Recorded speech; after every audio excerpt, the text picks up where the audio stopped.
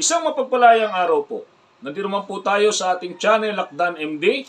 Subalit bago po ang lahat, shoutout po kay Victor Villegas.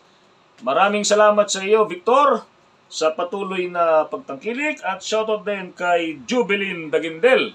So maraming salamat sa pagbabahagi ng mga video na to, at sana po ay marami pa tayong maabot ng mga security professional.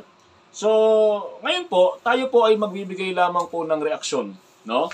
Itong mga nakaraang mga araw ay lumabas po, nag-viral po, yung isang video na sa paglaon po ay nalaman natin na ito po ay nangyari noong December 17 ng nakaraang taon, no? 2024. Subalit ito lang po nag-viral. Ito po ay video tungkol po dun sa isang sampagita girl, yung nagtitinda po ng sampagita dyan sa may isang mall, sa may Mandaluyong, no?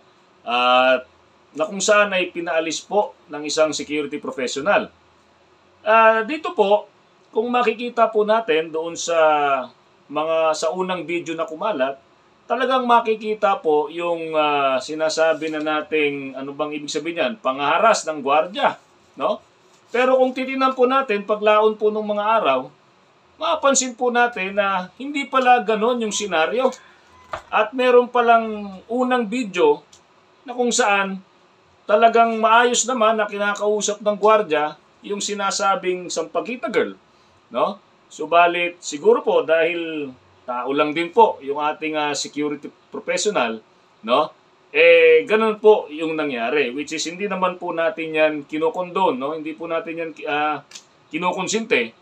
At nakita naman po natin na merong mga sinasabi na nating paglabag by virtue of the Code of Ethics for Security Professional and Code of Conduct, no, ng isang security professional, no? Pero sana po, no, doon po sa makikita rin po natin na sana bago po natin husgahan yung isang security professional, tingnan din po sana natin yung buong senaryo, no, yung buong sitwasyon.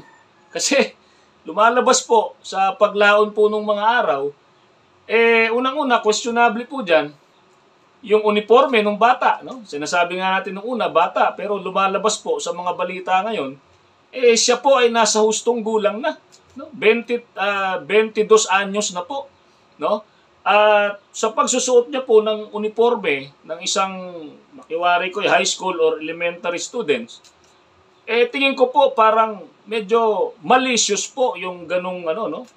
Hindi po natin alam, hindi po tayo nag-uusga, pero baka po ito ay kino-content lamang, no? Para lang po kaso hindi po tayo nag-uusga rito, pero kung ito man po ay kino-content lamang, kawawa naman po yung gwardiya sa pangyayaring yun, no? Kasi meron siyang mandato panatilihing maayos yung kanilang perimeter, no, immediate perimeter ng mall na yon.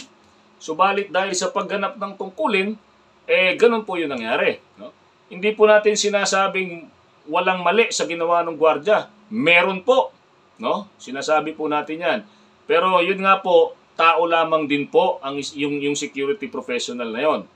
At dito po sa pahayag sa bagay, alam naman na po ng lahat, no, ng SM Mega Mall, no? Babasahin ko lang po na titingnan din po natin dito, medyo may problema rin po sa naging aksyon nila doon po sa security professional, no? Sabi po nila, "We regret and sympathize with the young girl." So sabi rito, young girl. Pero lumalabas nga po, hindi nga po young girl Kasi yung tao po na yon ay nasa hustong gulang na, no? Sa huling tala po, sa balita na napapanood natin, siya po ay 22 anyos na, no? "We regret and sympathize with the young girl who experienced an unfortunate incident outside our mall. We have called the attention of the security agency, no, to conduct an immediate and thorough investigation." Ito po yung sinasabi natin. Sana nga po, bago natin tinanggal at dinesisyonan na i-dismiss yung security professional, sana po nagkandak nga po tayo ng thorough investigation.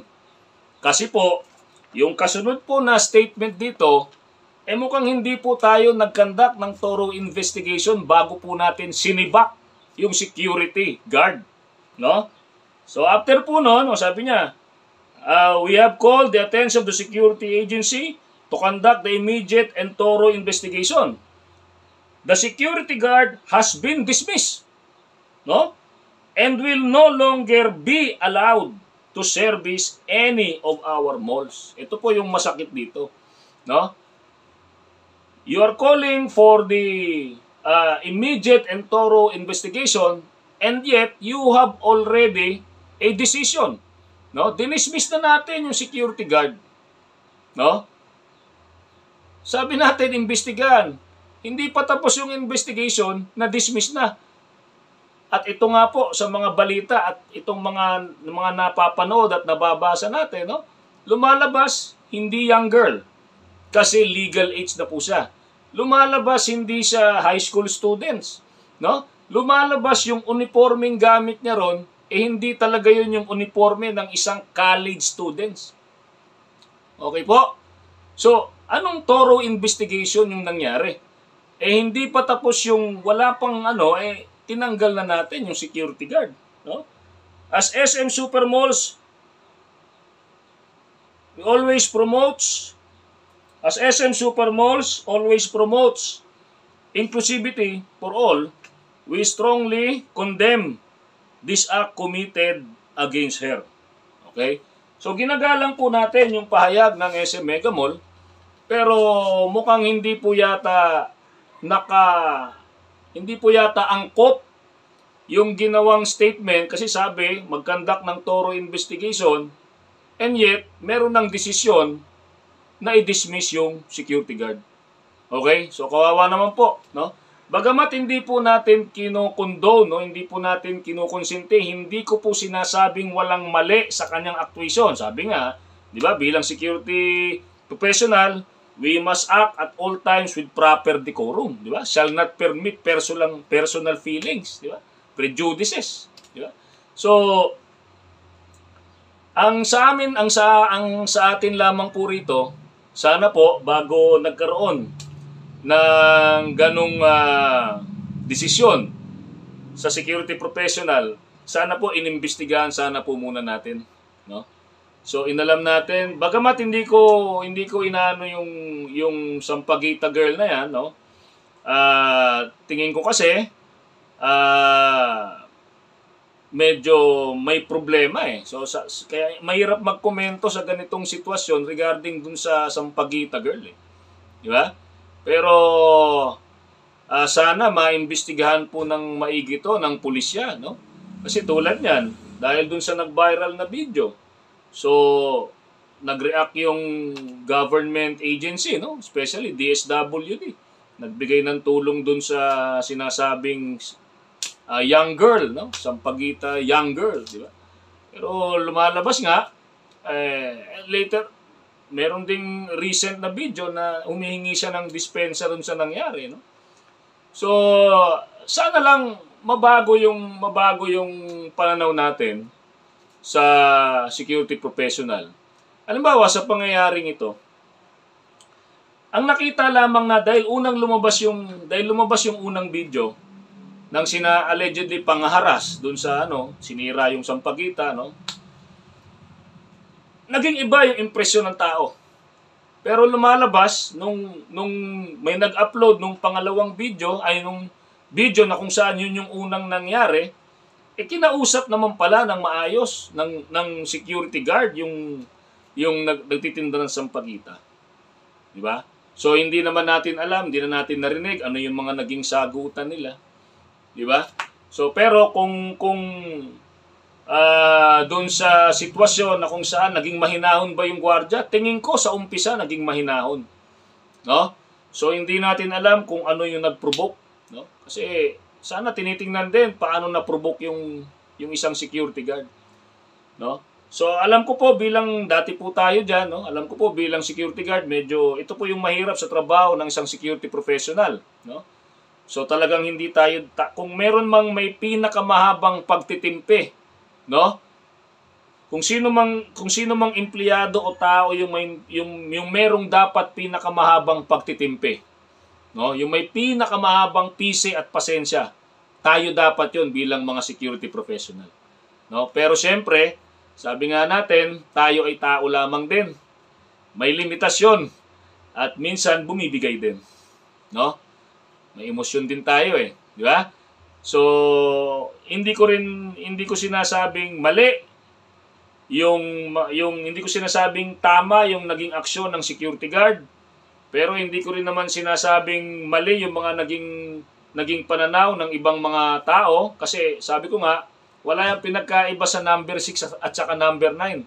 Depende po sa kung saan mo siya titingnan, no? Kung minsan titingnan mo, number 6 yan, baliktad pala. Titingnan mo ng ganitong direksyon, number 9, number 6 pala. Sana po naunawaan niyo yung sinasabi natin, no? So, sana lang magkaroon ng maayos na investigation dito, no? Kasi tingin ko, yung identity nung nagtitinda ng sampagita, baka hindi pa po yun talaga no? Dito lugi yung isang security guard na uniformado, no? Kasi identified po talaga agad siya, no? At yun nga, bilang security professional, yung expectation sa atin bilang mga trained personnel, no?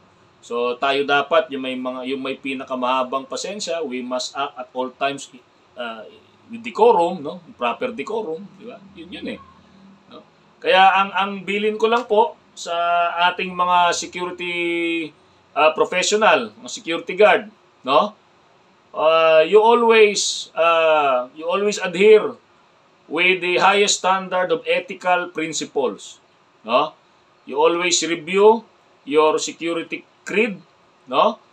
You always refresh your 11 general orders, no? Always read the code of conduct for a security professional and your code of ethics, no? Yung basic security knowledge and principles, napakahalaga po niyan, no? So sa ngayon ang hirap natin magbigay ng kung sinong, wala tayong pwedeng hamakin between sa sampagita girl at dun sa security guard, no? Hindi natin sila pwedeng husgahan Pero sa nakikita po natin, parang may mali dun sa nangyari, no? May mali. Okay? Yan po yung epekto ng hindi magandang epekto ng social media 'Di ba? Kung sino yung naunang nag-upload, yun agad ang nabibigyan ng magandang impression. Pero sa nakikita po natin dito, parang may mali no? O sana po kung sinasabi nating imbestigahan muna, ito po sa lahat, no? Kung meron pong sitwasyon diyan, tama po na imbestigahan muna, no? Mali po na hindi pa tapos yung investigasyon, no? Meron na agad po tayong desisyon. Napakamali po niyan. No? Kung merong nangyaring insidente, imbestigahan natin. No? Pero wag naman tayong magdesisyon agad nang hindi pa natatapos yung sinasabi nating thorough investigation. Kaya nga thorough investigation 'yan, no? Isang masusing pagsisiyasat. No? So yun lang po ang yun lang po ang panawagan natin. No, wag po tayo maging bias. Hindi po ako ay dahil nasa security industry pinagtatanggol ko yung security guard. Hindi po, no? May nakikita lang po tayong mali dito. May nakikita lang po tayong sitwasyon dito na medyo kakaiba sa tingin po natin. No, hindi po tayo kahapon lang pinanganak, hindi po tayo bago sa security industry, no? At naiintindihan po natin yung galaw ng isang security professional, no? Sa punto po kasing ito, 'di ba? Magtitinda ka ng sampagita, bakit ka naka-uniforme? No? Isa pang dahilan, naka-uniforme ka, pang high school or pang elementary, college students ka na pala. Sana po makita natin yan, no? Makita natin yung mga bagay na yan. At with the recent admission, no? Yung sinabi nung sampagita girl, yung kanyang interview sa isang network, no? Humingi siya ng dispensa or what, di ba? At sana doon sa security guard, no? Hindi naman dahil nadapa tayo sa sitwasyon na to, titigil na tayo. No? Sana po dito sa pangyayari, panawagan ko lang doon sa security guard na involved doon, sana po magkaroon po tayo ng learning experience sa pangyayaring ito. No? At doon naman po sa Sampaguita Girl, sana naman po, no? Magkaroon din tayo ng learning experience dito. Diba? Kasi kawawa po yung mga security professional na ginagawa lang yung trabaho niya. No? At matatanggal na lang dahil sa ganitong sitwasyon. No? Doon po sa nag-video, hindi ko rin naman po kayo sinisisi rito, pero mas mainam po siguro dito kung may namagitan sa kanilang dalawa. No? Yun ang problema ngayong age of social media eh. Di ba? O minsan hindi na natin inaano yung pagko-content natin, no? So parang sa atin mas nangingibabaw sa atin yung pagsikat eh. Di ba? Nang hindi natin inaalintana na dun sa bawat ina-upload natin posibleng may masirang tao. No? So, hindi ko rin alam kung paano tayo po ay nagbibigay lamang ng reaksyon base lang po sa mga nakakarating na mga napapanood natin, mga kwento ng mga kaibigan natin at yung mga napapanood natin sa balita, sa TV, sa social media. No, doon lang po ako nakabase. No? Wala pong ibang nagpipid sa akin ng impormasyon. Ako po ay naghahayag lamang ng reaksyon base po sa ating napapanood. Okay po? So, muli, maraming salamat po sa inyong lahat. Sana po yung mga ganitong sitwasyon mabigyan ng maayos na solusyon at maging patas po sana ang lipunan, no? Maging patas po sana ang social media. Maging patas po sana ang lahat sa pagbibigay ng opinyon sa ganitong mga sitwasyon. So muli, maraming salamat po. Stay safe, be alert, and be aware.